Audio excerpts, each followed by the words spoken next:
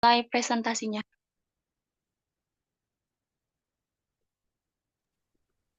Baik, di sini saya sebagai presenter pertama akan membahas berkaitan dengan struktur kurikulum PAI.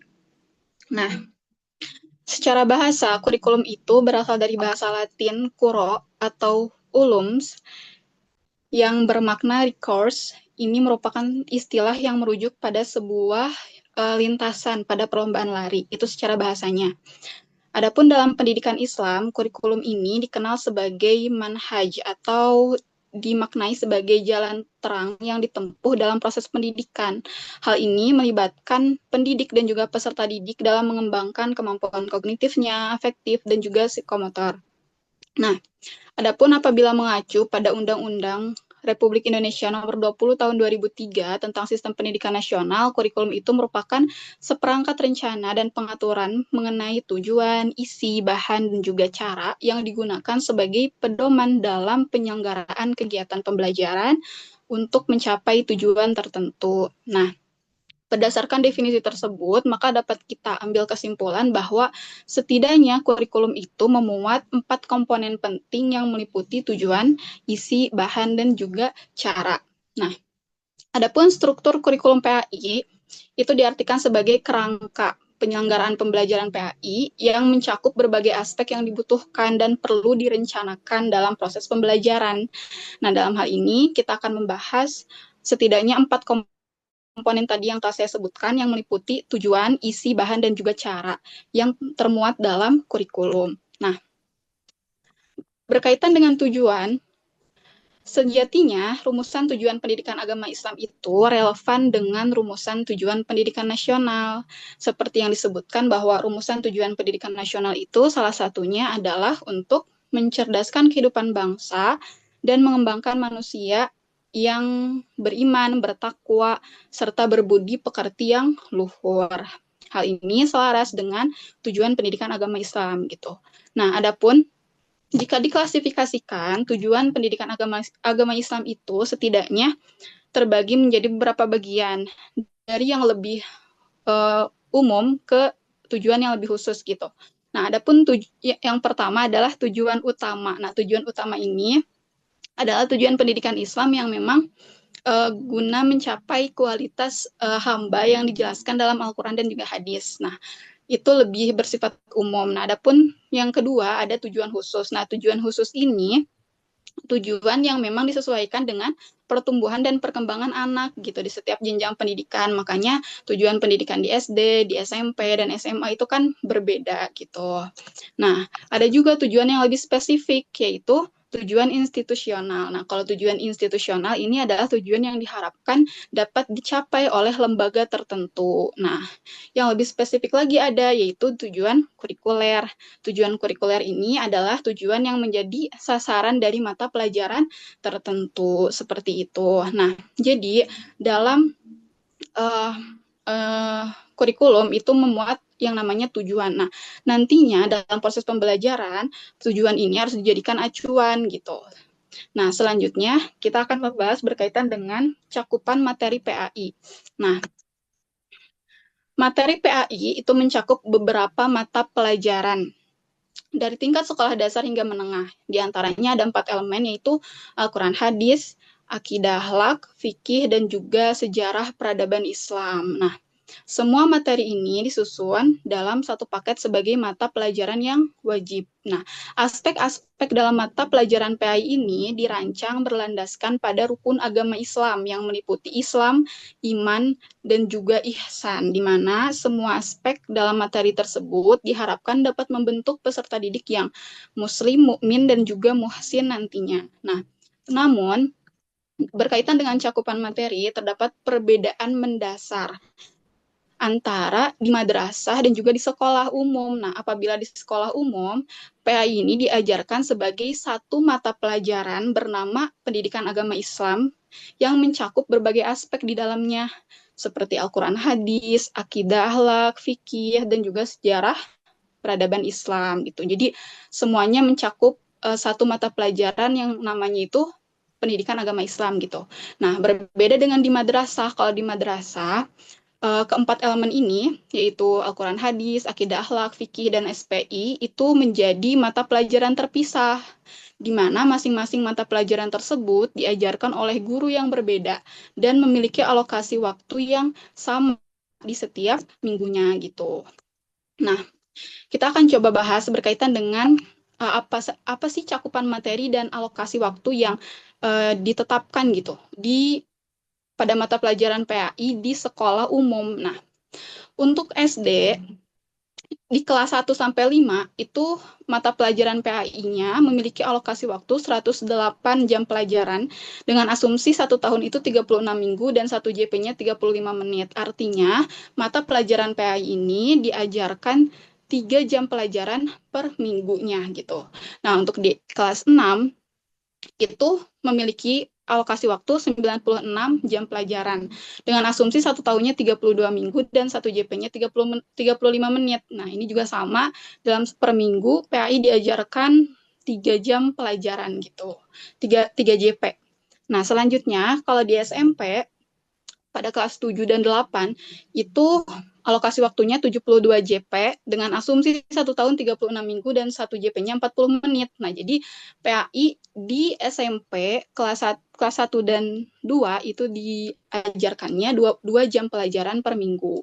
Di SMP di kelas 9 alokasi waktunya 64 JP dengan asumsi 1 tahun 32 minggu dan 1 JP-nya 40 menit. Ini juga sama, berarti dalam per minggu mata pelajaran PAI diajarkan dengan alokasi waktu 2 jam pelajaran gitu. Apabila di SMA, alokasi waktunya kelas 1 dan kelas 2 SMA, alokasi waktunya 72 JP dengan asumsi 1 tahun 36 minggu dan 1 JP-nya 45 menit. Ya, berarti per minggunya ada 2 jam pelajaran PAI gitu. Nah, begitu pula di SMA kelas 12, alokasi waktunya 64 JP dengan asumsi 1 tahun 32 minggu dan 1 JP-nya 45 menit. Berarti ini juga sama diajarkan 2 jam pelajaran per minggu. Nah, jadi keempat elemen Al-Quran Hadis, Akidah Akhlak, Fikih, dan SPI termuat dalam satu mata pelajaran di contoh SD. Materi PAI-nya beragam gitu. Yang pertama misalnya ada belajar Al-Quran dan Hadis. Nah, ini mencakup elemen Kurdis gitu. Kemudian ada Allah Subhanahu wa taala Maha segalanya. Nah, ini mencakup komponen yang akidah. Nah, terus ada misalnya di bab ketiga hidup damai dengan saling memaafkan. Nah, ini berarti mencakup elemen yang namanya akhlak gitu. Kemudian ada hukum halal dan haram. Nah, ini ada elemen fikihnya gitu. Kemudian ada misalnya materi jasa khulafaur rasyidin untuk dunia. Nah, ini juga berarti mencakup memuat elemen SPI gitu. Nah, apabila di madrasah, jika mengacu pada KMA nomor 184 tahun 2009 tentang pedoman implementasi kurikulum, itu pada MI keempat mata pelajaran tersebut, yaitu Kurdis, Akidah Akhlak, Fikih, dan SPI, masing-masing beralokasi waktu 2 jam pelajaran per minggunya, kecuali untuk kelas 1 dan 2, yang mana tidak memuat mata pelajaran SPI di dalamnya. Nah, kemudian apabila untuk MTS, kelas 1, 2, 3 masing-masing juga sama memuat 2 jam pelajaran. Untuk MA juga sama memuat 2 jam pelajaran, berbeda tetapi ketika misalnya MA-nya merupakan peminatan keagamaan di mana kelas 1, 2, dan 3 Kurdis, Akidah Akhlak beralokasi waktu 4 jam pelajaran, sedangkan Fikih dan SPI beralokasi waktu 2 jam pelajaran gitu. Nah, jadi keempat mata pelajaran ini berdiri sendiri gitu. Kalau misalnya di madrasah termuat dalam mata pelajaran tertentu. Nah, itu kurang lebihnya seperti itu. Nah, kemudian dalam kurikulum juga terdapat yang namanya cara. Nah, tadi kan kita udah bahas tujuan, terus cakupan materi atau isi. Nah, sekarang kita bahas cara. Kalau cara juga merupakan hal yang tidak kalah penting ya dalam pembelajaran. Karena apabila materi tidak disampaikan dengan tepat, maka tentu akan berpengaruh terhadap keberhasilan peserta didik dalam mencapai tujuan. Nah, berkaitan dengan cara atau metode pembelajaran, ini disesuaikan dengan materi apa yang akan diajarkan gitu.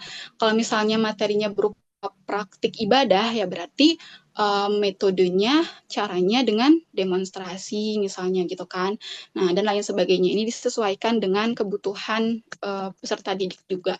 Nah, kemudian berkaitan dengan kurikulum juga tadi kan ada yang namanya bahan. Nah, bahan ini merujuk pada konten pembelajaran gitu yang disusun untuk mencapai tujuan pendidikan agama Islam. Nah, bahan ini mencakup segala sesuatu yang diperlukan untuk diajarkan kepada siswa, baik berupa pengetahuan, keterampilan, atau praktik keagamaan.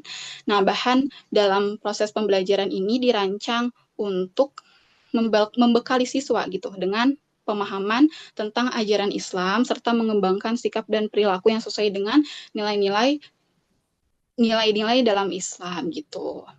Mungkin hanya itu yang dapat saya sampaikan. Saya kembalikan ke moderator.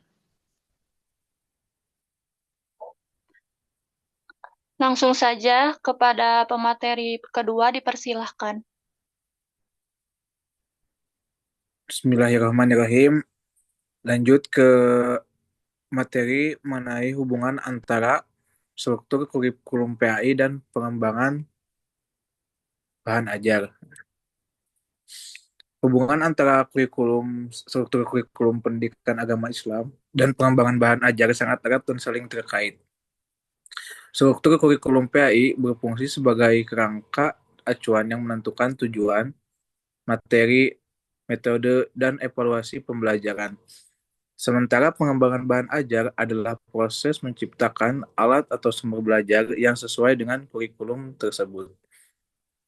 Komponen kurikulum PAI satu sama lain memiliki hubungan dan keterkaitan sebagai bentuk kerjasama dalam pewujudan kurikulum PAI agar tetap relevan dengan realitas waktu, kondisi masyarakat, kondisi peserta didik, dan kondisi perkembangan ilmu pengetahuan serta teknologi. Namun yang perlu ditekankan adalah pada kurikulum PAI harus ditanamkan nilai-nilai Islam sebagai sumber utama yang menjadi ciri khas. Sedangkan bahan ajar merupakan segala bentuk bahan yang digunakan dalam melaksanakan kegiatan belajar mengajar. Bahan ajar dapat pula diartikan sebagai bahan yang harus dipelajari peserta didik sebagai sarana untuk belajar. Bahan ajar di dalamnya dapat berupa materi tentang pengetahuan, keterampilan, dan sikap yang harus dicapai. Dengan demikian, bahan ajar dapat berupa banyak hal yang dipandang dapat untuk meningkatkan pengetahuan atau pengalaman peserta didik. Boleh next. Berikut ada 5 poin mengenai hubungan antara keduanya. Yang pertama yaitu struktur kurikulum sebagai dasar pengembangan bahan ajar. Nah, di dalam struktur kurikulum sebagai dasar pengembangan ajar ada 3 poin. Yang pertama, tujuan pembelajaran.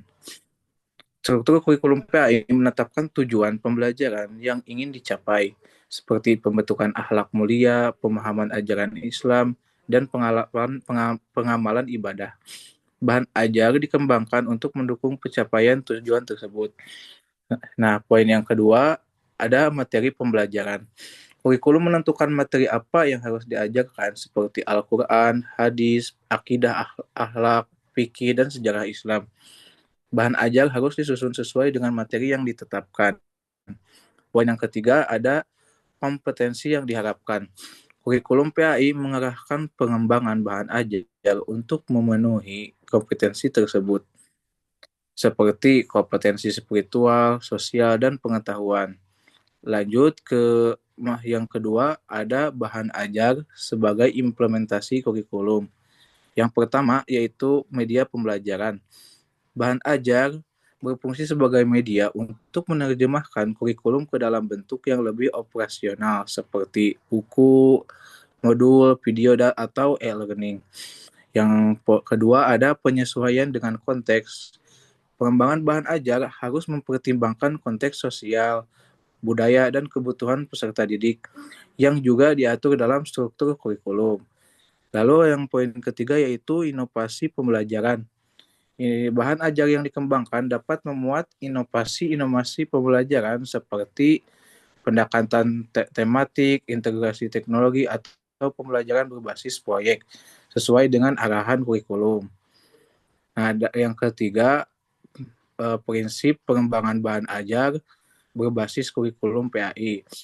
Yang pertama ada relevansi. Nah, bahan ajar harus relevan dengan tujuan dan materi kurikulum PAI. Yang kedua ada kesesuaian dengan karakteristik peserta didik.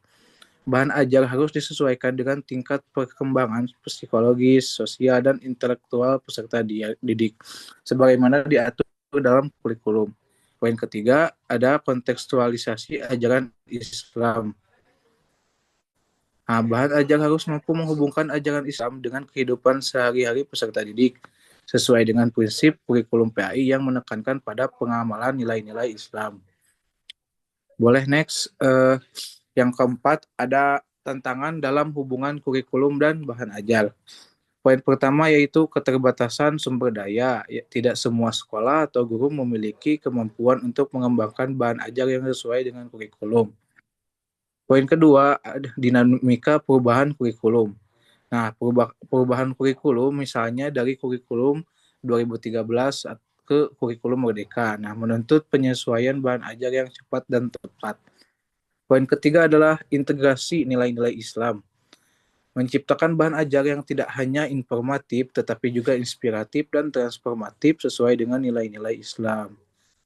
Lalu, yang poin terakhir adalah contoh praktis hubungan kurikulum dan bahan ajar. Yang pertama adalah buku teks PAI. Nah, buku teks PAI disusun berdasarkan struktur kurikulum, mencakup materi Al-Quran, hadis, akidah, akhlak, fikih, dan sejarah Islam. Poin kedua adalah modul pembelajaran. Modul dikembangkan untuk memudahkan peserta didik memahami materi secara mandiri sesuai dengan kompetensi yang ditetapkan kurikulum. Nah, dan poin yang terakhir adalah media digital. Penggunaan video seperti penggunaan video, animasi, atau aplikasi pembelajaran berbasis kurikulum PAI untuk meningkatkan minat dan pemahaman peserta didik.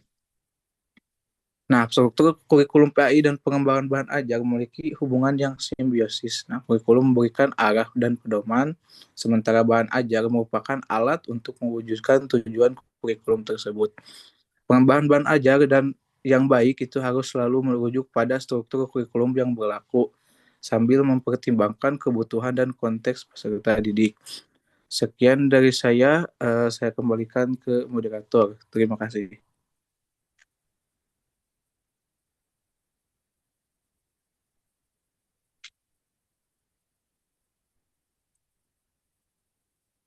Baik, Bismillahirrahmanirrahim.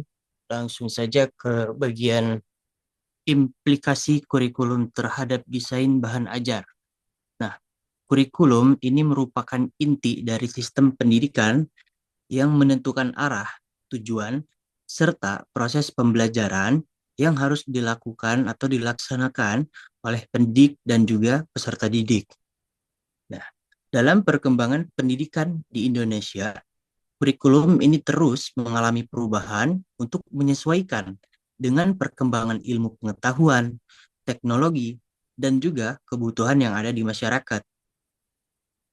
Kurikulum yang diterapkan dalam suatu sistem pendidikan itu akan sangat berpengaruh terhadap desain bahan ajar yang digunakan oleh pendidik dalam proses pembelajaran.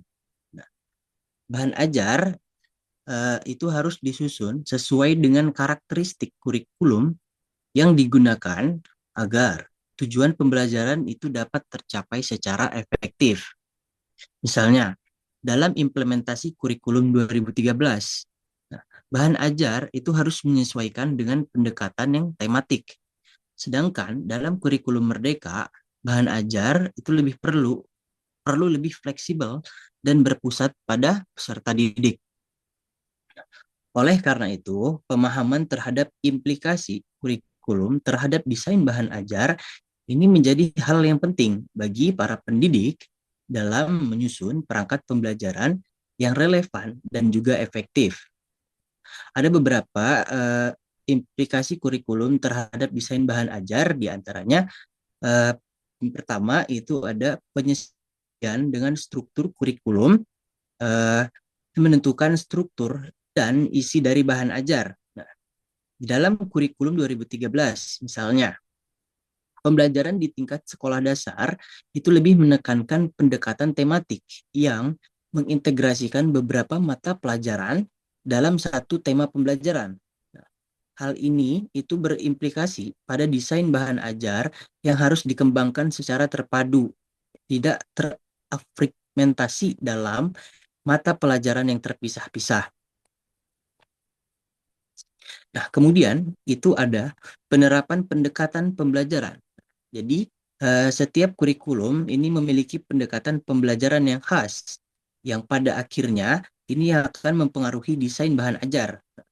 Seperti halnya kurikulum Merdeka, misalnya. Itu lebih menekankan pembelajaran berbasis proyek dan diferensiasi dalam proses pembelajaran. Nah, dengan demikian, bahan ajar itu harus dirancang untuk memberikan fleksibilitas bagi para peserta didik dalam mengeksplorasi materi sesuai dengan minat dan juga kemampuannya. Kemudian fleksibilitas dan kemandirian dalam pembelajaran kurikulum Merdeka ini memberikan kebebasan lebih bagi sekolah dan juga pendidik dalam mengembangkan bahan ajar sesuai dengan kebutuhan peserta didik dan karakteristik sekolahnya. Nah, oleh karena itu, bahan ajar yang dikembangkan dalam kurikulum Merdeka itu lebih bersifat adaptif dan memungkinkan para peserta didik untuk belajar secara mandiri dengan menggunakan sumber-sumber belajar yang lebih variatif. Selanjutnya, itu ada integrasi teknologi dalam bahan ajar dalam era digital. Nah, penggunaan teknologi dalam pembelajaran ini menjadi semakin penting. Kurikulum modern ini lebih menuntut bahan ajar yang berbasis teknologi agar lebih interaktif dan juga menarik bagi peserta didik. Platform Merdeka Mengajar, misalnya, menjadi salah satu sarana yang memungkinkan guru atau pendidik untuk mengakses berbagai bahan ajar digital yang mendukung pembelajaran berbasis teknologi. Oleh karena itu, desain bahan ajar dalam kurikulum saat ini itu harus mempertimbangkan penggunaan teknologi baik dalam bentuk e-modul, video pembelajaran, maupun aplikasi interaktif. Ya. Selanjutnya, yang kelima, itu ada penekanan pada kompetensi dan profil pelajar kurikulum. Itu tidak hanya berfokus pada aspek kognitif, tetapi juga aspek karakter dan keterampilan peserta didik. Kurikulum Merdeka misalnya, itu lebih menekankan penguatan profil pelajar Pancasila sebagai tujuan utama pembelajaran. Nah, oleh karena itu, bahan ajar itu harus mengakomodasi aspek pengembangan karakter seperti kerjasama, kreativitas, kemandirian, melalui berbagai aktivitas pembelajaran yang menantang dan juga relevan dengan kehidupan nyata. Nah, selanjutnya itu ada evaluasi dan perbaikan yang berkelanjutan. Nah, kurikulum yang dinamis itu menuntut adanya evaluasi dan juga perbaikan bahan ajar secara berkala. Nah, dalam kurikulum Merdeka, misalnya, bahan ajar itu dapat diperbarui sesuai dengan umpan balik dari guru dan peserta didik untuk meningkatkan efektivitas pembelajaran. Oleh karena itu, desain bahan ajar itu harus memungkinkan adanya revisi dan pengembangan lebih lanjut sesuai dengan kebutuhan tantangan yang dihadapi dalam pembelajaran.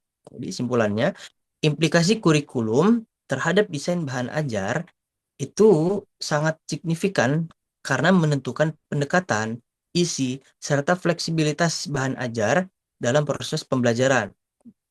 Jadi, kurikulum yang diterapkan dalam suatu sistem pendidikan itu harus mengharuskan pendidik untuk menyusun bahan ajar yang sesuai dengan karakteristik kurikulum tersebut.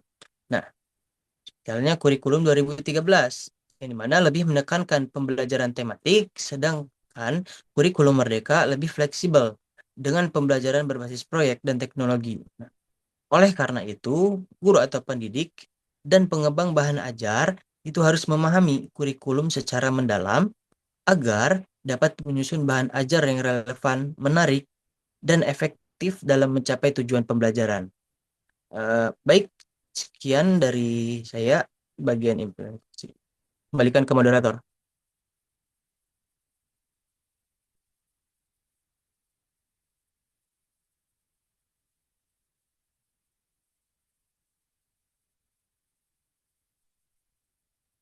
Moderator Intan Prima.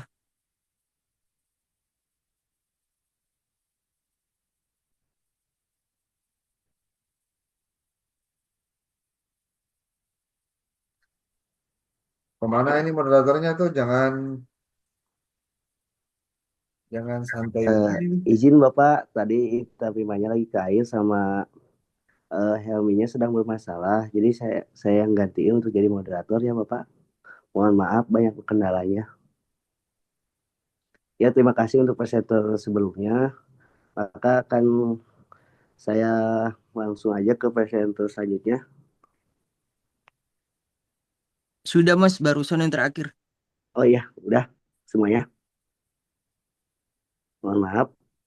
Tadi saya juga kendalanya karena ini Bapak Zoom saya tadi nggak bisa masuk.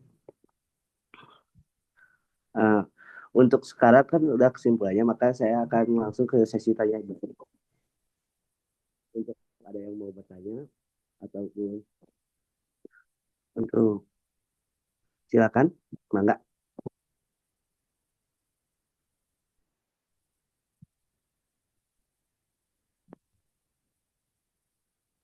Sesi tanya jawabnya dari kelompok 3 terlebih dahulu. Wajib. Langsung dari kelompok ini.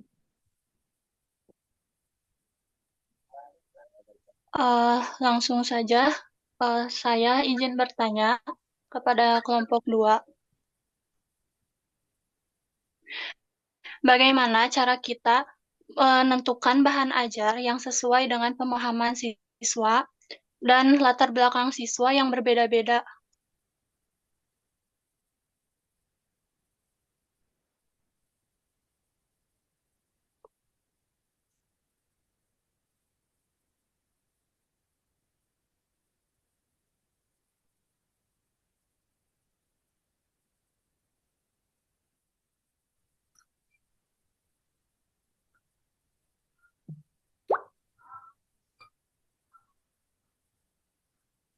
Lanjut ke anggota kelompok 3 yang lain, silakan.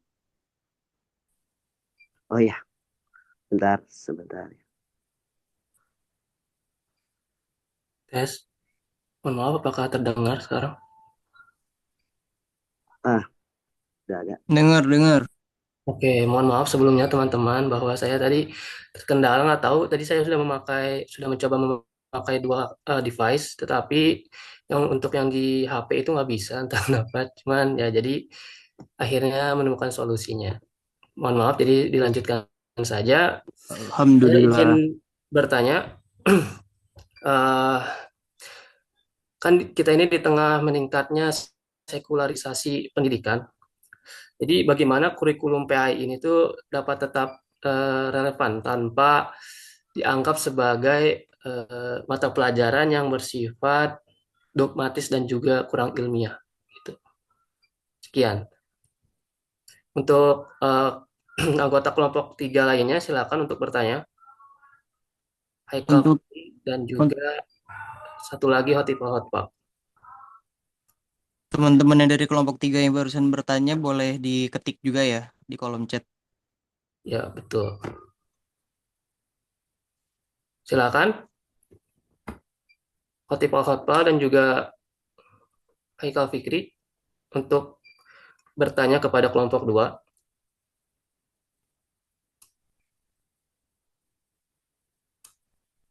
Mungkin jika belum ada pertanyaannya, boleh untuk kelompok 2 mendiskusikan pertanyaan yang telah ditanyakan sebelumnya untuk mengefisiensikan waktu.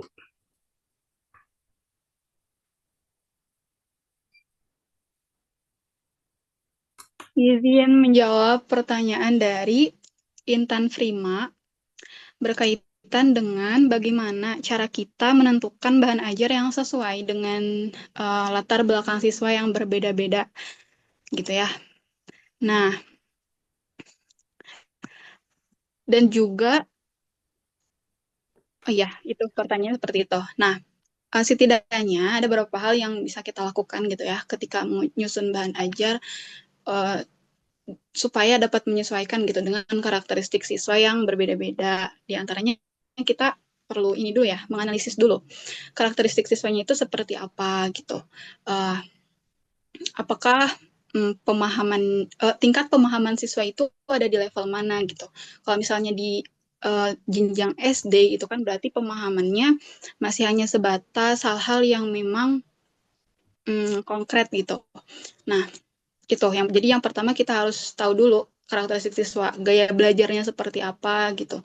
Siswa tuh seneng kalau misalnya proses pembelajarannya itu dilakukan seperti apa gitu, seperti bagaimana. Nah, itu. Kemudian yang kedua, tentunya kalau misalnya menyusun bahan ajar, kita juga perlu untuk yang namanya menyesuaikan dengan tujuan pembelajaran yang ada gitu.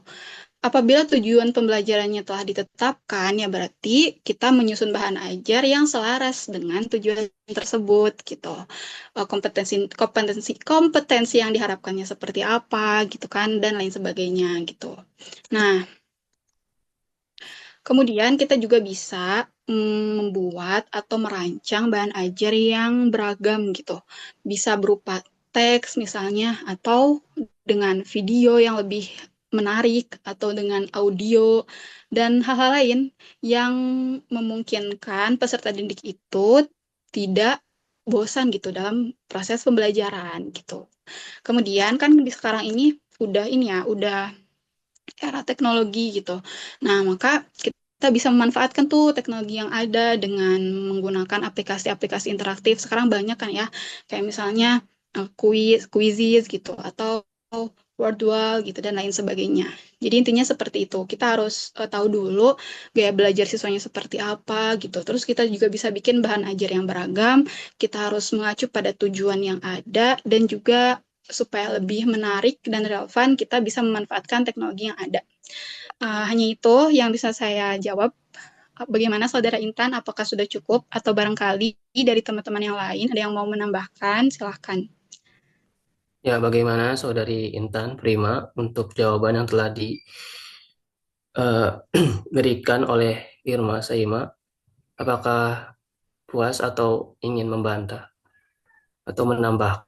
Silakan, ataupun teman-teman yang lain ingin menambahkan atau menyanggah dari jawaban Irma. Silakan.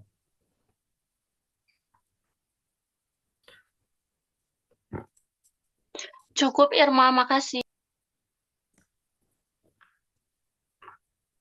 Baik, karena dikiranya sudah puas, selanjutnya mungkin satu anggota dari kelompok 3 masih belum untuk memberikan pertanyaannya. Silakan kepada Hotipah.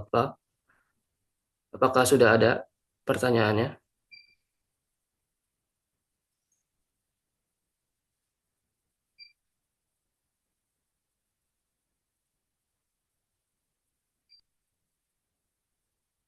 Mungkin orangnya belum notice ya. Jadi untuk kelompok 2, apakah sudah ada jawaban dari pertanyaan yang tersisa?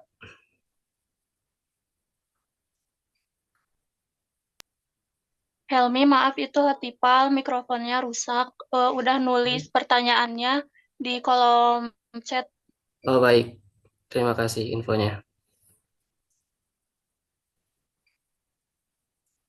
Silakan kawan-kawan presenter untuk mendiskusikan jawaban dari setiap pertanyaan yang diberikan.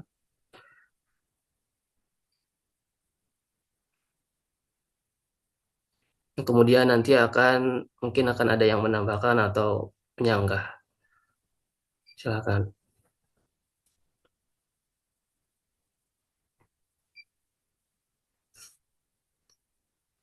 Jihad atau Hari, barangkali mau menjawab pertanyaan yang kedua tadi.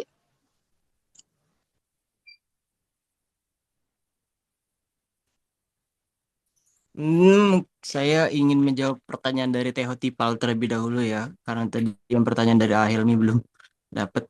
Oke. Jadi pertanyaan dari Teh Tipal itu dalam konteks kurikulum merdeka, bagaimana peran pendidik ini dalam mengembangkan bahan ajar yang tidak hanya informatif, tetapi juga inspiratif dan juga transformatif. Nah, sertakan contoh strategi apa yang dapat digunakan oleh pendidik untuk mencapai tujuan tersebut. Nah, Jadi kan dalam konteks kurikulum merdeka, peran pendidik itu dalam mengembangkan bahan ajar itu berubah, yang dari sekedar penyampai informasi itu juga menjadi fasilitator pembelajaran yang juga menginspirasi dan mentransformasi para peserta didik gitu. Nah, ada beberapa strategi yang bisa mungkin diterapkan oleh para pendidik. Eh, yang pertama itu ada fasilitator pembelajaran. Nah, di mana para pendidik ini bertugas memfasilitasi proses pembelajaran dan menciptakan lingkungan yang kondusif serta mendorong para peserta didik ini untuk berperan secara aktif atau terlibat dalam pembelajarannya. Gitu. Kemudian pendidik juga itu tidak hanya memberikan informasi, tetapi juga dia mampu membimbing para peserta didik ini untuk menemukan dan juga memahami serta menerapkan pengetahuan-pengetahuan yang sudah didapatkannya gitu, atau yang belum di ininya gitu. Kemudian strategi yang lain mungkin pengembang bahan ajar yang relevan dan kontekstual. Nah, pendidik itu perlu mengembangkan bahan ajar yang relevan dengan kehidupan sehari-hari siswa dan konteks budaya mereka. Jadi pendidik ini harus mengembangkan bahan ajar itu sesuai dengan keadaan yang dialami para peserta didiknya, baik itu di dalam kehidupan peserta didik sehari-hari dan juga di dalam masyarakatnya sekitar gitu. Jadi harus sesuai dengan yang ada di lingkungan mereka. Nah, kemudian juga bahan ajar itu harus dirancang untuk mengembangkan keterampilan abad ke-21 seperti berpikir kritis, kemudian kreativitas, dan juga kolaborasi dan komunikasi gitu. Kemudian itu pencipta pengalaman belajar yang menarik dan juga bermakna. Nah, jadi di sini para pendidik itu juga perlu menciptakan pengalaman belajar yang lebih menarik dan juga tentunya bermakna bagi para peserta didik dengan menggunakan berbagai macam metode dan juga sumber belajar. Karena sumber belajar saat ini itu udah banyak ya, ada di mana-mana. Kita bisa mengaksesnya juga bisa di mana-mana begitu. Kemudian pembelajaran juga harus dirancang untuk mengembangkan minat dan juga motivasi siswa, para peserta didik, serta mendorong mereka untuk belajar secara mandiri. Nah, kemudian ada mentor dan pembimbing. Pendidik itu berperan sebagai mentor dan juga pembimbing agar membantu para siswa dalam mengembangkan potensi yang mereka miliki dan agar para peserta didik ini mencapai tujuan pembelajaran yang telah diajarkan oleh para pendidik. Nah, kemudian pendidik juga perlu memberikan umpan balik nih yang konstruktif dan juga dukungan yang dibutuhkan oleh para peserta didik. Mungkin segitu yang bisa saya ini.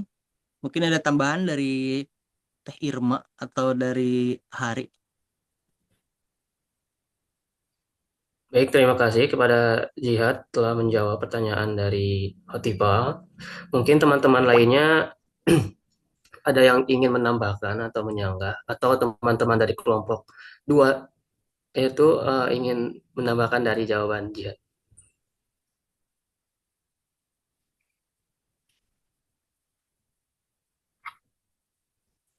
Silakan.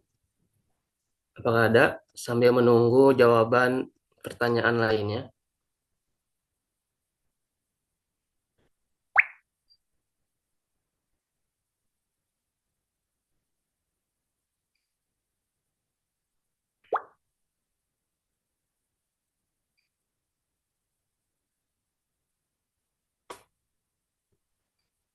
Baik, untuk kelompok 2, apakah sudah menemukan jawaban dari pertanyaan yang tersisa? Boleh?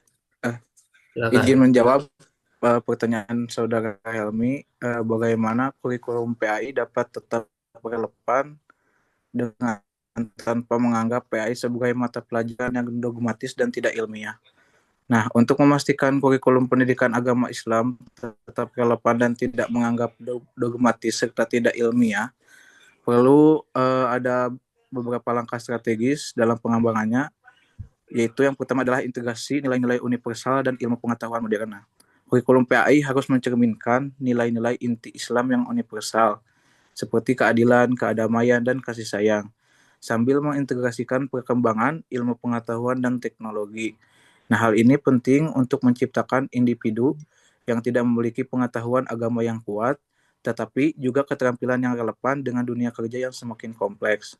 Yang kedua, ada pendekatan pelajaran yang inovatif. Nah, pendekatan pelajaran dalam kurikulum PAI perlu diubah menjadi interaktif, inklusif, dan berbasis teknologi.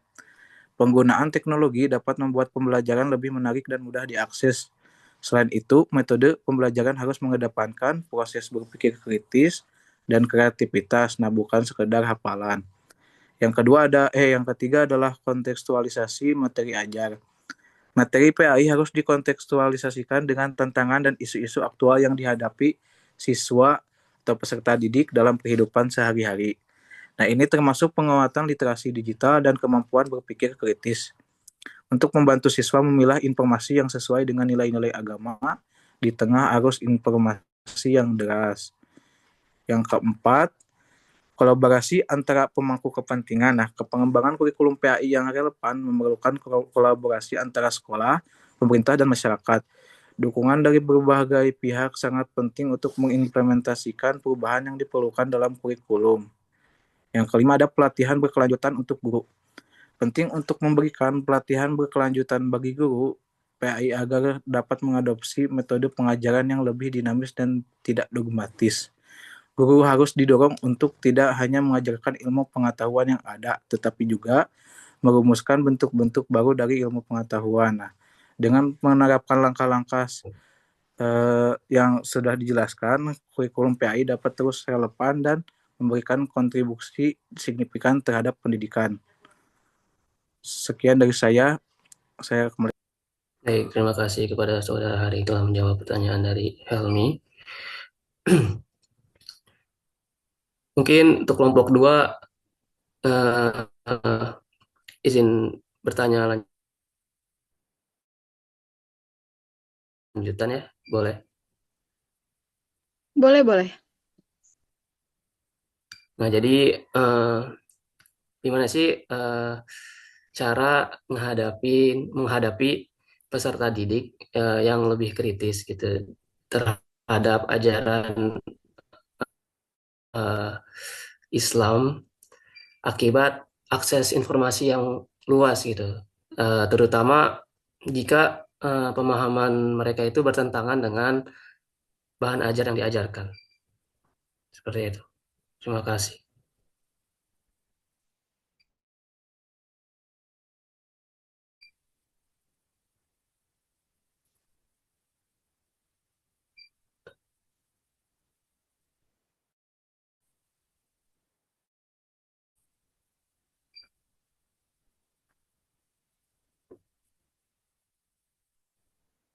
Oke, sebentar ya. Barangkali ke kelompok 3, Haikal Fikri belum bertanya ya tadi. Oh, Haikal Bisa? belum bertanya. Ya.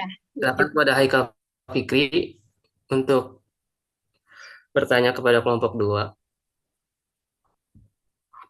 Apakah ada Haikal Fikri? Bentar ini lagi nulis. Ya.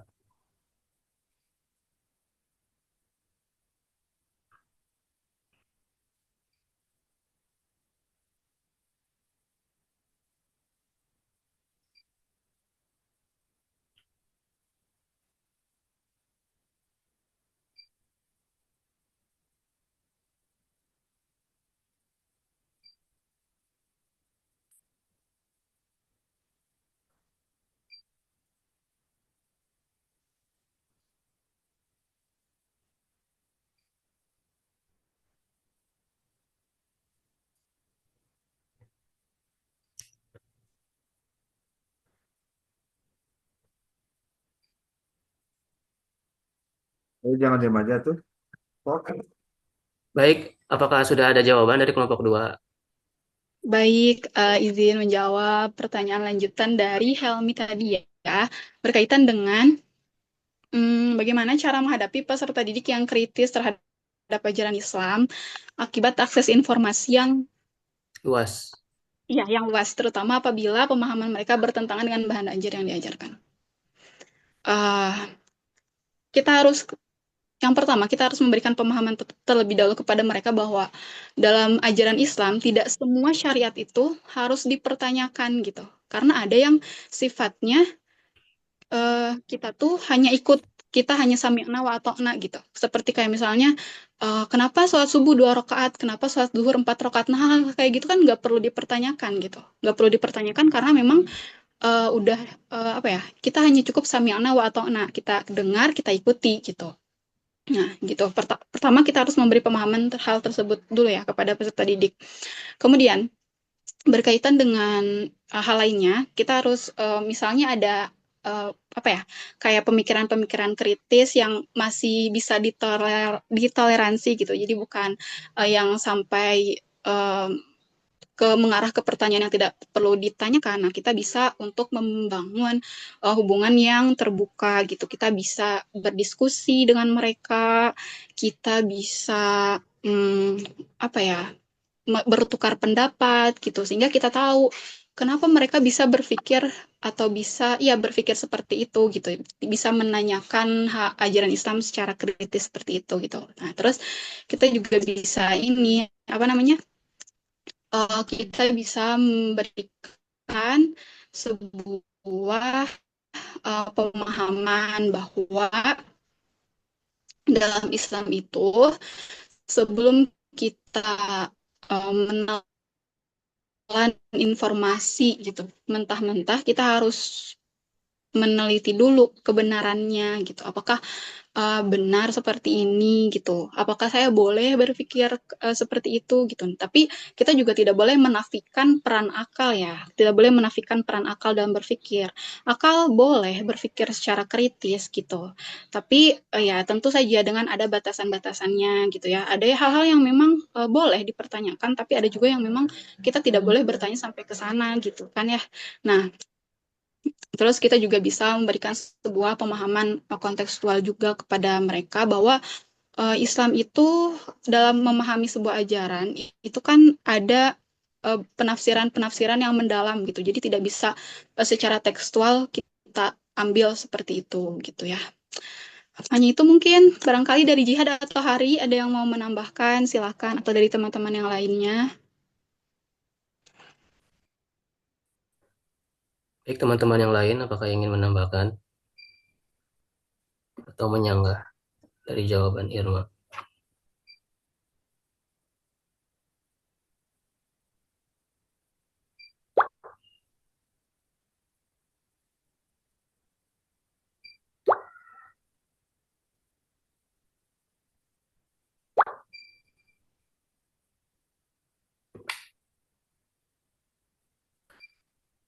Atau Haikal Fikri, apakah sudah ada pertanyaan untuk diberikan kepada kelompok 2? Sudah itu di chat. Oh, sudah di chat. Mohon maaf, saya menggunakan satu device. Silakan.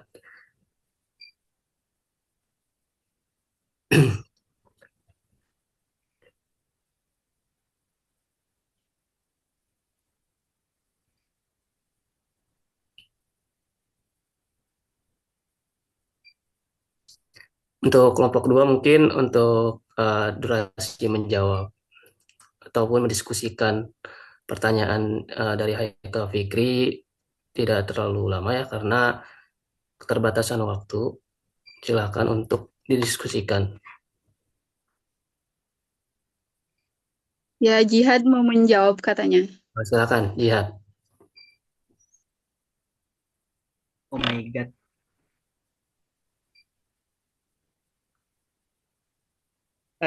Jadi kan barusan Ikal Fikri bertanya, mengapa evaluasi dan perbaikan berkelanjutan itu terhadap bahan ajar PAI penting dalam konteks kurikulum yang dinamis? Bagaimana proses evaluasi ini dapat dilakukan secara efektif, dan apa solusi bagi siswa yang tidak bisa mengikuti bahan ajar tersebut, kan? Nah, jadi pentingnya evaluasi dan perbaikan. Ini evaluasi dan perbaikan secara berkelanjutan pada bahan ajar PAI itu merupakan hal yang sangat penting untuk menjaga relevansi sebuah materi dengan perkembangan zaman yang terus maju seperti saat ini gitu. Dengan meningkatkan efektivitas pembelajaran dan juga memastikan inklusivitas bagi semua para peserta didik. Nah, proses evaluasi yang efektif itu melibatkan pengumpulan dari berbagai data dan berbagai sumber, kemudian analisis data untuk mengidentifikasi kekuatan dan juga kelemahan bahan ajar dan juga untuk menindaklanjut berupa revisi serta perbaikan yang berkelanjutan pada bahan ajar ini. Nah, kira-kira solusi bagi bukan kira-kira ya, solusi bagi siswa yang kesulitan gimana gitu kan? Nah, bagi siswa yang mengalami kesulitan, solusi yang dapat diberikan itu meliputi diferensiasi pembelajaran, bimbingan individu, terus pemanfaatan sumber belajar yang alternatif, dan juga pembelajaran yang kolaboratif. Nah, mungkin segitu dari saya. Baik, segitu. Mohon maaf.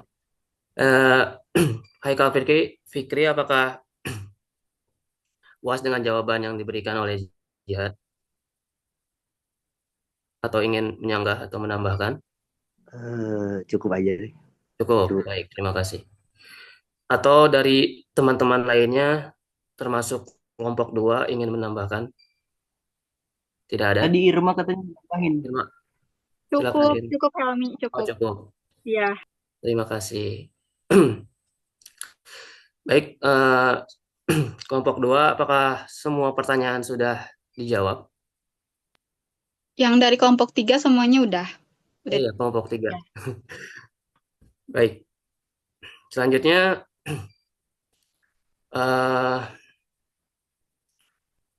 saya akan ke Pak dosen terlebih dahulu. Mohon maaf. Apakah ditutup saja dengan kesimpulan, Pak? Ya, silakan. Tutup aja dulu. Baik. Baik, teman-teman. Dari semua materi dan juga semua materi yang telah dipaparkan oleh kelompok 2 tentang struktur ya, dapat kita simpulkan dari yang pertama tadi, presenter pertama, bahwa bisa kita garis bawahi bahwa PAI itu bukan hanya sekedar pelajaran yang wajib, tetapi juga sebuah proses untuk membentuk karakter dan juga akhlak peserta didik. Maka oleh karena itu, kurikulum PAI itu harus dirancang dengan jelas mulai dari tujuan, isi, hingga metode pembelajaran. Selanjutnya, tujuan PAI itu tidak hanya soal ibadah, tapi juga membangun karakter tentunya. Jadi PAI itu bertujuan membentuk generasi yang beriman, bertakwa, dan juga memiliki keterampilan hidup. Jadi tujuan ini tuh disesuaikan dengan jenjang pendidikan agar lebih relevan dengan perkembangan siswa.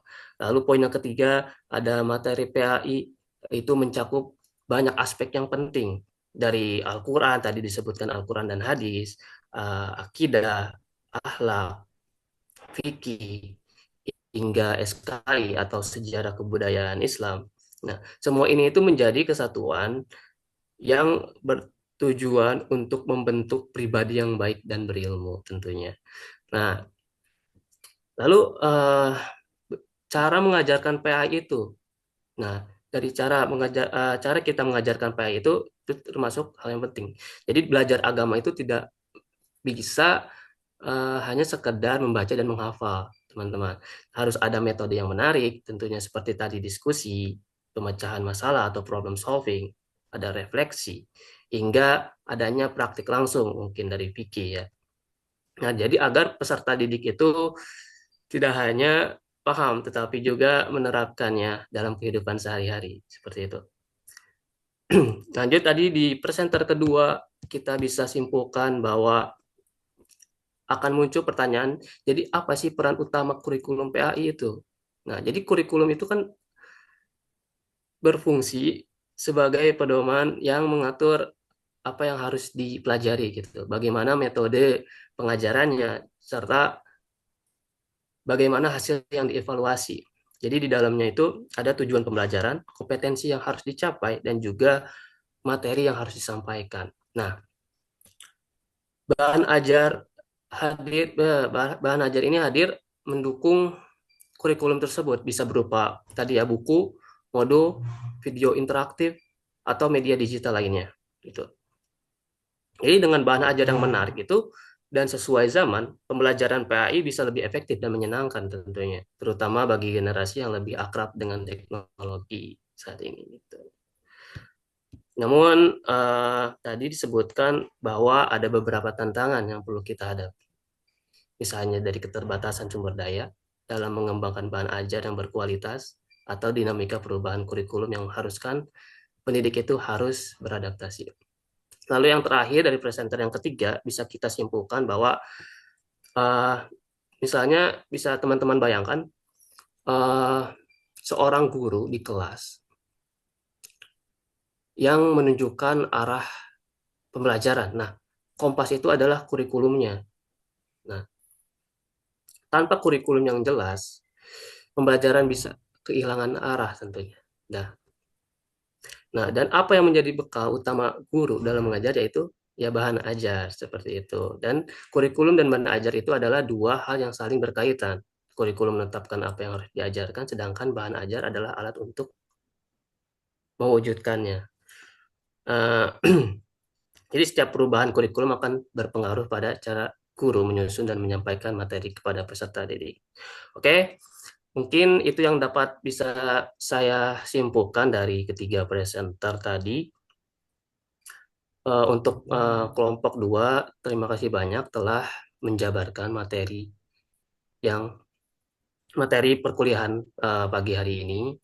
Dan mungkin kita akan tutup saja sesi dari diskusi kali ini. Terima kasih. Selanjutnya akan dikembalikan kepada Bapak dosen. Silakan. Oke. Terima kasih. Ini slide-nya coba ditutup dulu screen.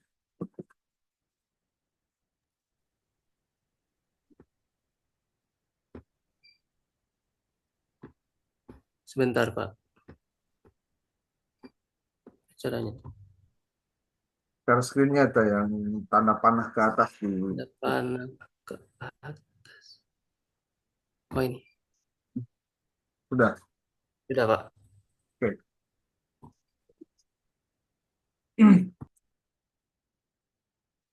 Ini Teh Ipa, siapa aja hari ini yang tidak masuk Zoom? Yang tidak masuk itu Ibrahim sama Ismail Abdul Fattah. Kemudian sisanya ada beberapa orang yang belum on cam, Bapak.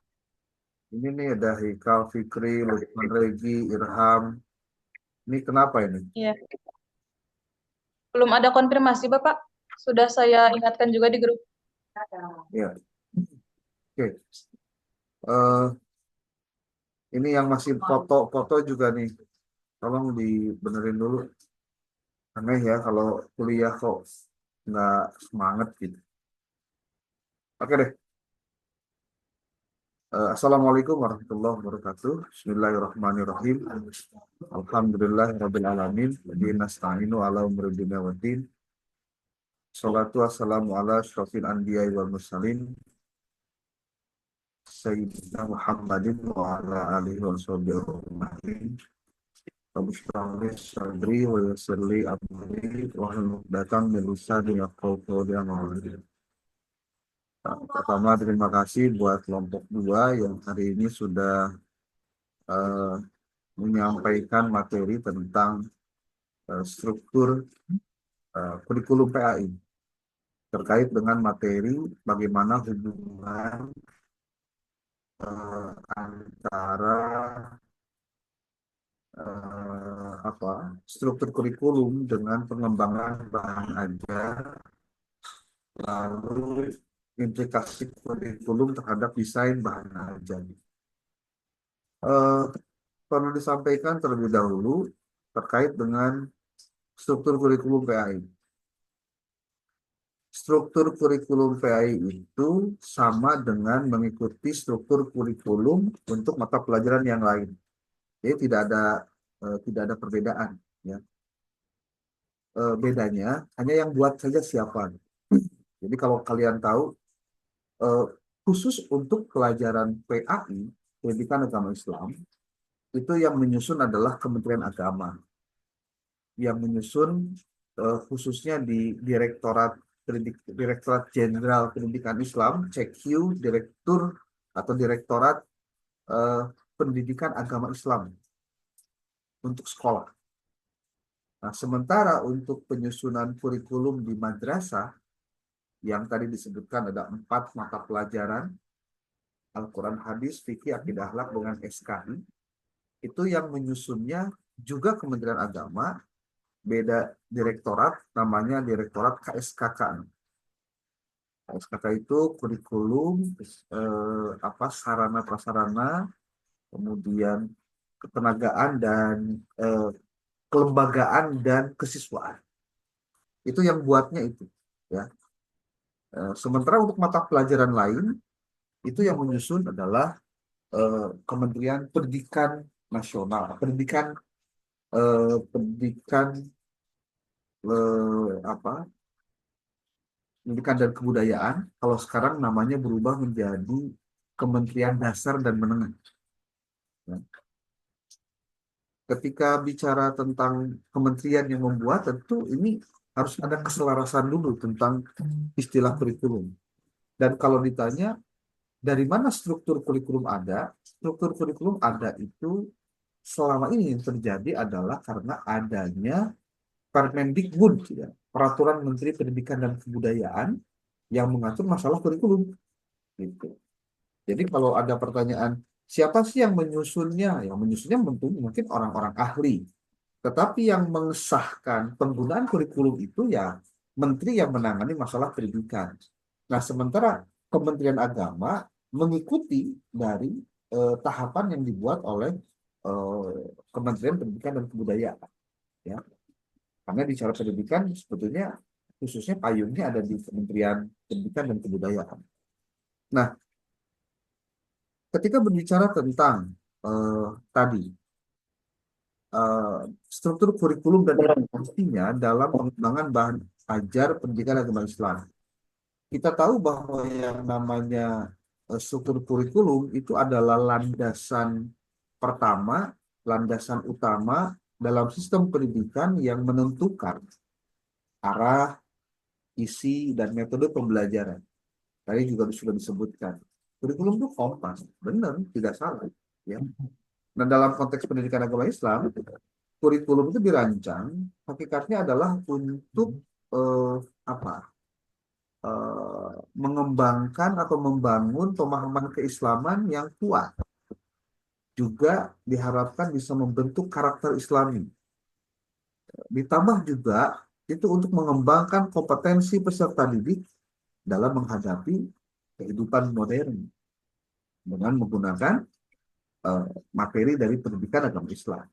Nah, oleh sebab itu maka strukturnya juga harus benar gitu.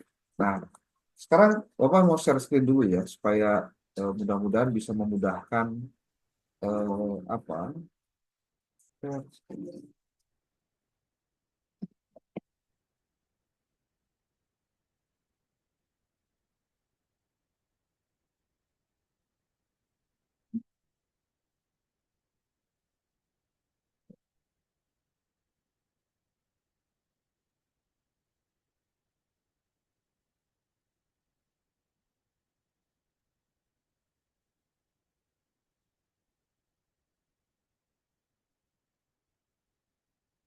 Udah tampil belum?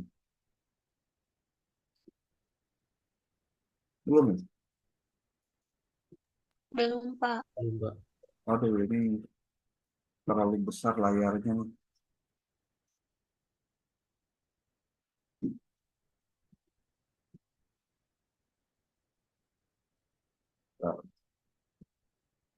Wah, susah ya.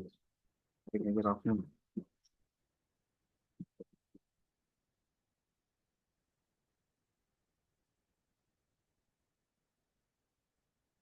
Oke, mudah-mudahan bisa muncul. Hmm, Kalau belum, paparannya dia dulu.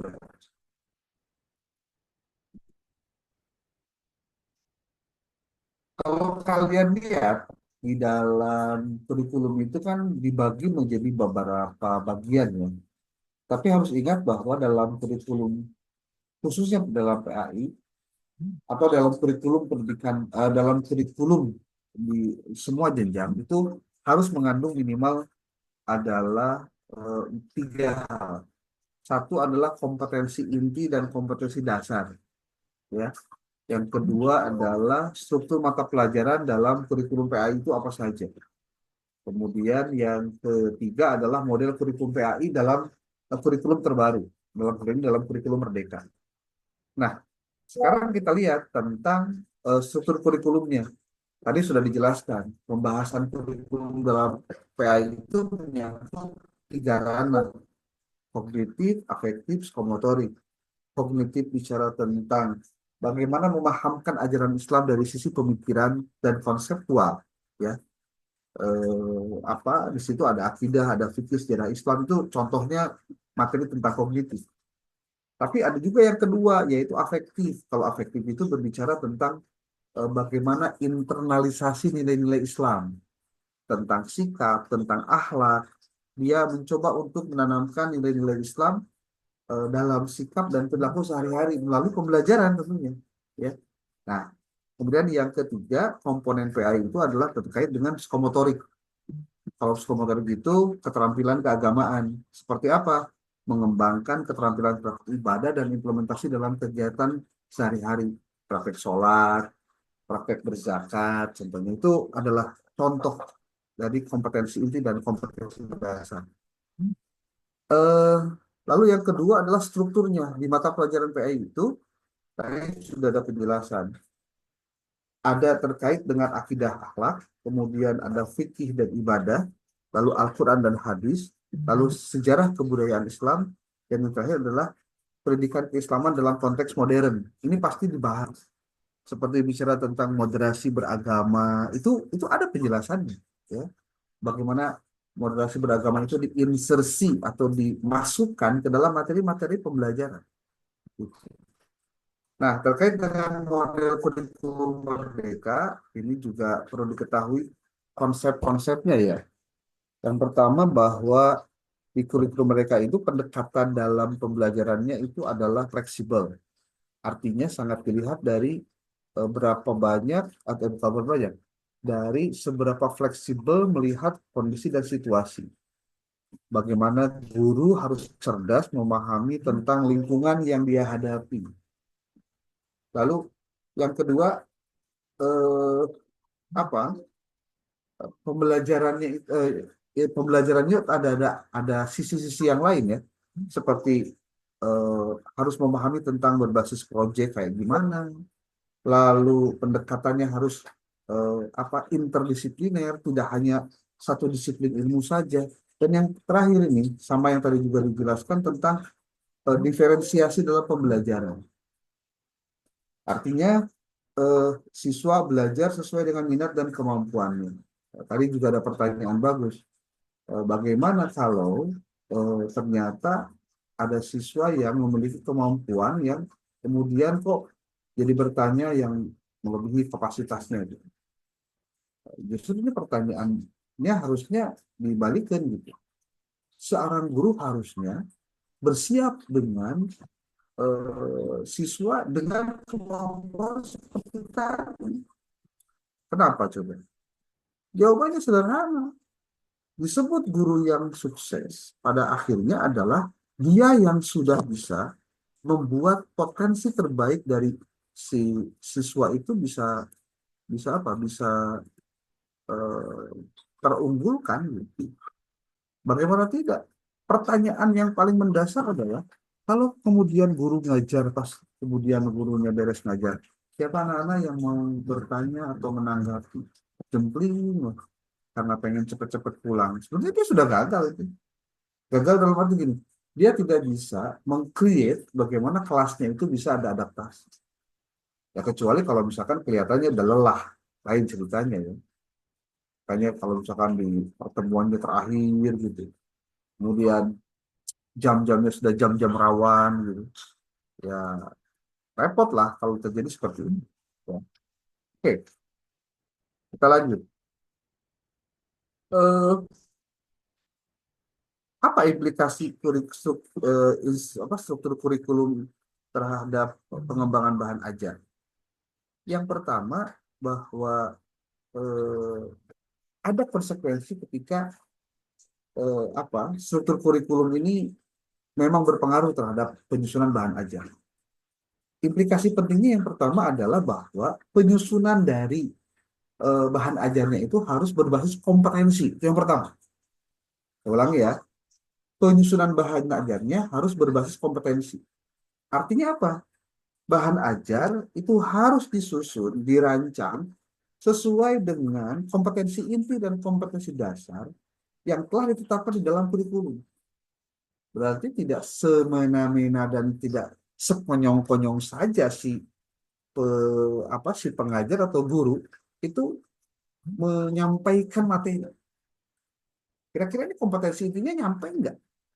Kompetensi dasarnya nyampe enggak? Ya. Karena kalau kompetensi dan inti dan kompetensi dasar itu harus sama semua di Indonesia berdasarkan kurikulum itu. Sebaiknya kalau misalkan bisa dikembangkan dan bisa ditingkatkan melebihi yang standar ini ya alhamdulillah. Ya. Oke, yang kedua bahwa tadi kan penyusunan bahan ajarnya itu harus mengandung kompetensi ya. Karena apa? Karena konten pembelajaran itu harus memfasilitasi pemahaman yang mendalam serta aplikasi dalam kehidupan sehari-hari. Jadi tidak bisa bicara tentang sholat tapi tidak pernah menghayati tentang sholatnya itu sendiri, kan enggak? Aneh juga gitu. Ya. Oke, tadi yang pertama itu implikasinya adalah bahwa penyusunan bahan ajarnya itu berbasis kompetensi. Yang kedua adalah bahwa pengembangan bahan ajar itu harus berbasis teknologi. Nah, ini juga salah satunya, kan juga sudah disebutkan tentang bagaimana penggunaan teknologi dalam pembelajaran, dalam evaluasi. Ya. Artinya di sini perlunya guru PAI ngerti tentang IT, bagaimana bikin modul dalam elektronik contohnya, atau podcast Islami kalau misalkan mau podcast, ya, sorry, atau buku digital ya.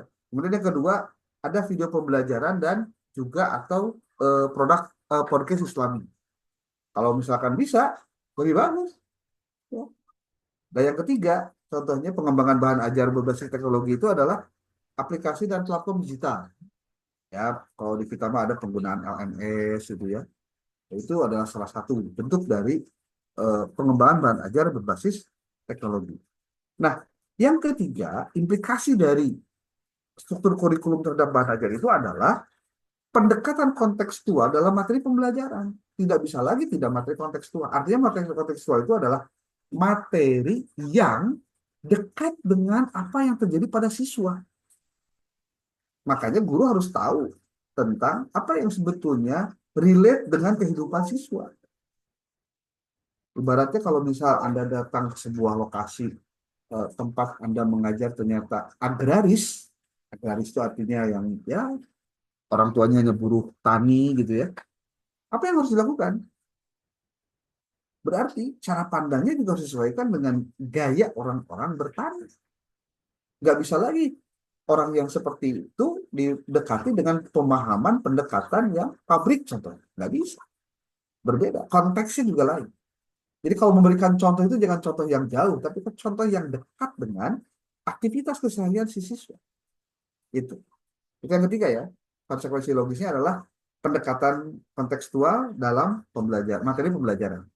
Yang keempat adalah bahwa penyusunan materi yang beragam sesuai dengan gaya belajar siswa. Itu konsekuensi logis. Kalau kita mau menjadikan kurikulum merdeka, yang kemarin pernah ramai dan sekarang jempling dari tahun alam, apakah nanti ada perubahan atau tidak? Kalau saya senang-senang aja kalau ada perubahan ya. Bahwa penyusunan materi yang beragam itu harus sesuai dengan gaya belajar siswa. Ya, guru dibuatkan alternatif kalau untuk guru dengan background begini dan latar belakang begini, kalau yang begitu contoh. Ya. Nah, penyusunan materi ini bentuknya macam-macam, bisa visual, bisa auditori, bisa kinestetik, macam-macam sebetulnya. Kalau visual itu seperti ada infografis, di situ ada Quran, ada hadis, ada ilustrasi Islam kan bisa kita. Ya. Kemudian kalau misalkan siswanya itu auditori, lebih senangnya mendengar gitu, maka kajian Islami berbasis audio seperti ceramah, podcast, rekaman murotal, mungkin itu jauh lebih cepat gitu, nyampainya ke anak-anak yang auditori. Yang ketiga, itu berarti penyusunan materi yang beragamnya itu terkait dengan kinestetik. Contohnya apa? Simulasi ibadah dan praktik nilai-nilai Islam dalam kehidupan sehari-hari. Yang disebut dengan membantu orang yang sedang kesusahan itu kayak gimana sih praktiknya? Coba berikan contoh. Contohnya berikan langsung sesuai dengan apa yang terjadi di lapangan. Itu konsekuensi keempat ya. Jadi konsekuensi pertama tadi adalah bahwa penyusunan bahan ajar yang berbasis pada kompetensi. Yang kedua, pengembangan bahan ajar berbasis teknologi. Yang ketiga, pendekatan kontekstual dalam materi pembelajaran. Tuh. Ya. Yang keempat adalah penyusunan materi yang beragam sesuai dengan gaya belajar. Oke. Yang kelima adalah evaluasi pembelajaran yang lebih holistik. Nah, ini mungkin yang perlu dilakukan oleh guru nih. Ketika dia tahu bahwa sekarang boleh menggunakan jenis HOTS dalam penilaian, dalam pencantuman materi di penyusunan buku contohnya, maka dia harus tahu konsekuensi logis dari penggunaan HOT itu apa. Salah satunya adalah guru harus membuat soal-soal yang HOT yang sesuai dengan kurikulum, sesuai dengan standar kompetensi inti dan kompetensi dasar. Nah, ketika berbicara tentang apa tantangan dan solusi dari bahan ajar ini, evaluasi yang holistik itu gimana sih? Ada pertanyaan begitu ya, kita jawab. Yang disebut dengan holistik itu adalah bahwa penggunaan asesmen berbasis proyek dan portofolio untuk memenuhi nilai pemahaman Islam secara mendalam, secara keseluruhan. Caranya pakai alat itu. Ya, tinggal tanya, jawab, tanya, jawab, tanya, jawab. Ya. Kemudian yang kedua, evaluasi pembelajaran yang sifat holistik itu adalah evaluasi berbasis karakter untuk melihat implementasi ajaran Islam dalam sikap dan perilaku siswa. Jadi kalian jangan terkecoh dengan siswa yang dapat pelajarannya 100 contohnya, atau 10, atau misalkan 50 atau berapapun itu. Tapi melupakan sikap dan juga perilaku siswa. Siswanya mungkin hebat secara akademik, hebat lah, tapi ternyata attitude-nya jelek. Yang telat, contohnya. Atau dia, ya mungkin kalau telat karena bantu ibunya ya. Contohnya. Artinya, kita melihat siswa dengan prestasi yang bagus secara akademik, belum tentu kalau siswa itu punya attitude yang jelek, itu nilai agama aja bisa kurang. Bisa. Sangat mungkin bisa. Ya. Oke. Apa tantangan kita dalam pengembangan bahan ajar ini? Yang pertama pasti kurangnya referensi bahan ajar dalam yang berbasis digital. Udah pasti kalau ditanya kemampuan gurunya apa gimana, itu juga konsekuensi lain. Ya. Tetapi yang paling penting juga, masalah utama atau tantangan berikutnya adalah terjadinya minimnya integrasi Islam dengan ilmu pengetahuan modern. Tidak dimasukkan, insersikan dengan nilai-nilai yang terdapat di dalam Al-Quran atau juga di dalam hadis. Kemudian yang keempat adalah kurangnya pendekatan berbasis pengalaman dalam pembelajaran PAI. Ya mungkin karena memang gurunya juga belum pengalaman. Ya. Jangan kaget kalau kemudian tidak sedikit siswa-siswa dengan prestasi tertentu ketika dia sudah beres di SMA contohnya, dia justru malah lebih fokus dan concern bukan di belajarnya, tapi untuk hal-hal yang belajar lain. Gitu. Oke, ini pengalaman dalam pembelajaran PAI. Itu juga penting ya untuk diperlihatkan. Gitu.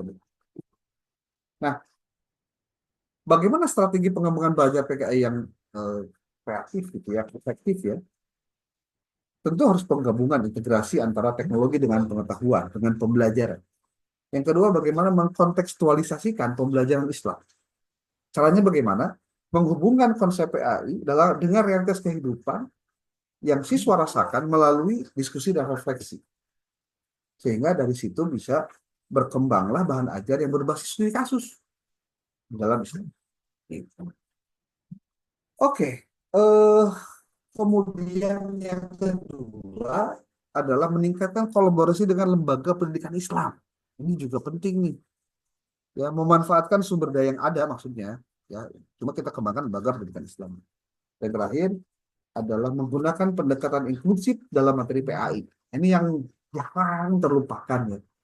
Dari tahun ke tahun kita suka teriak gitu, memperjuangkan mereka yang disabilitas untuk mendapatkan hak untuk belajar, hak untuk bisa menikmati fasilitas yang ya pendidikan kan salah satu fasilitas yang bisa dinikmati oleh dia. Itu. Nah, maka perlulah kita menggunakan pendekatan inklusif dalam materi PAI. Bahkan kalau sekarang, nah ini ada informasi baru nih. Menteri Agama mengeluarkan surat edaran tentang implementasi kurikulum cinta di madrasah. Di madrasah ya? Di madrasah. Kalau ngomong di madrasah berarti yang PAI ini juga dilakukan di mana? Di sekolah. Ya. Nah, itulah yang kemudian kita coba untuk paparkan kepentingan-kepentingan kita dengan struktur kurikulum itu. Makanya nanti kalau kalian lihat di dalam buku pedomannya, lihatlah kurikulumnya, jangan lihat bukunya. Ya. Oke. Sekarang sudah pukul 8 lebih 22 menit. Mungkin ada yang mau dikomentari dari tadi yang disampaikan?